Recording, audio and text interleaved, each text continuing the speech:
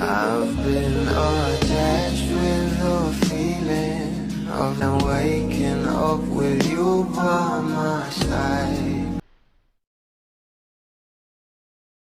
Alam naman natin na sobrang success nga ng Can't Buy Me Love na kauna-unahang teleserye ng ating couple na sila Donnie at Bel Mariano, na kung saan ay kasama nga rin sa cast itong si Kyla Estrada na talagang sobrang galing nga rin ito bilang actress. Pero ito na nga guys ang pag-uusapan natin ngayon, dahil sa interview nga ni Kyla ay talaga namang tinanong kung gaano nga ba kabait itong ating couple.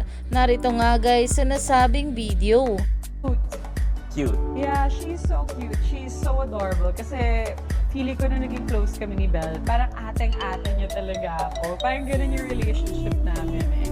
So yeah, she's so sweet and she's so adorable. I just find her so charming. Donnie generous.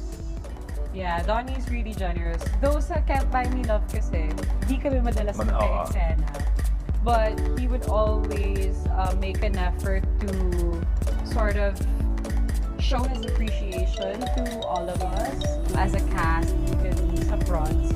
Naumani nga agad ito ng maraming komento at pinag-uusapan na, dahil sobra talagang marami ng mga bula ang nabibighani at lalong sumusuporta sa ating Donnie at Belle, dahil grabe nga rin talaga sila magmahal sa kanilang mga co-actors. Kaya naman stay tuned lang tayo for more updates sa ating couple sa mga susunod pa na ayuda.